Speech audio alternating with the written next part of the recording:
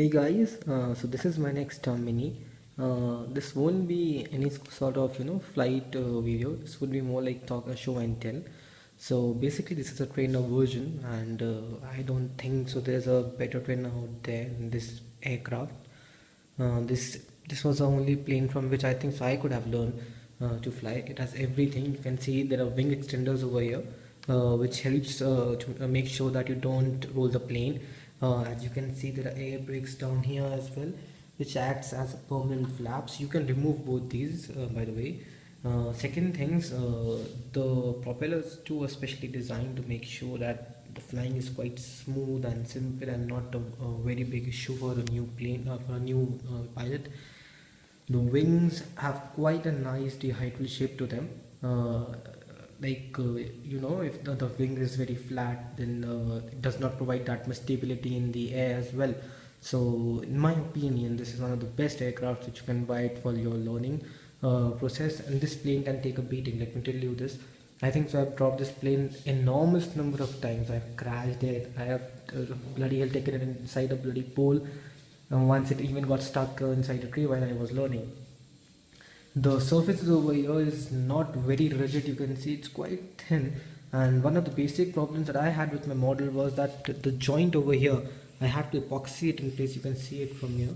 It was not getting a very good joint, so I had to epoxy that in place. But leaving this, there is nothing wrong with this plane at all, and this is one of the best planes that you can get for flying. After that I have learned flying from these ones. I went to the Sky Surfer just for the sake of it. Then I have my nitro class trainers over there, you can see. But if you are looking for something in electric, this is the best plane that you can buy. It's a four channel aircraft that it has your rudder, it has your elevator, it has your ailerons. Now the ailerons have two servos, one over here and one over there. That's one servo in each wing. The rudder and the elevator are connected by push rods which go inside the fuselage over there.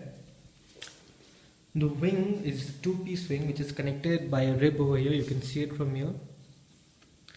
This is the main bolt which goes inside the fuselage and gets connected to a sort of a silicon plate which helps this aircraft to move. Even if you crash the wing, what will happen is the wing will just turn into one direction. There is a hook over here. I don't think so you can see it.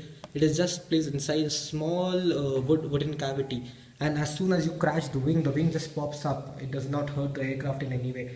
Very recently, one of my friends had crashed this aircraft in a very horrible way, which related to some of the very, I think so it was a very bad crash. My whole cowl was gone, but I had a replacement for it, so there was not a big issue. You can even see from here, it had taken quite a big beating.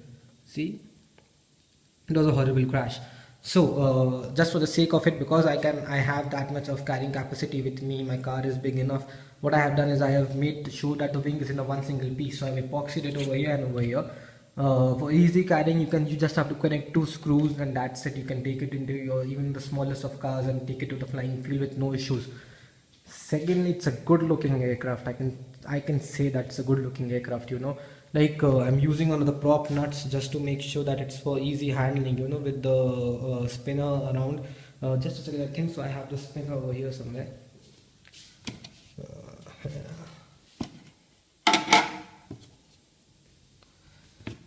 Okay, I don't think so I have it right now. So if you leave that thing, else spline is very well built. It's quite good. It's very good. It has a basic 20 amp Super Tiger ESC and a Super Tiger 400 motor. The second problem that I had with this aircraft was this one, this small tiny little wheel over here. It's terrible.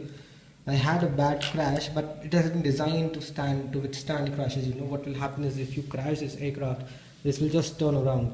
It's not very rigid. It's not of metal. Because as soon as you crash it, it will absorb all your crashes. The second problem is the third one actually. Just make sure that the screws over here under the belly over here are tightened properly. You may need to make sure that they are tightened properly. Second of all, the battery hatch is quite large. I'm flying a Zippy 2200 mAh battery over here, Zippy compact, and it's quite good. It's still very good. It balances very well. I don't have to add any kind of weight or any lead weight to balance this aircraft out. It balances pretty good damn well, and it flies very well. It's very stable. Once you have done with your training phase, what you can do is you can take these things out. The first thing which I'll actually recommend is taking these permanent flaps out, which are placed over here. I'm sorry. What they do is they provide you with extra lift. So when you take that out, you need to make sure that you have added some amount of throttle, some amount of up elevator in the elevator.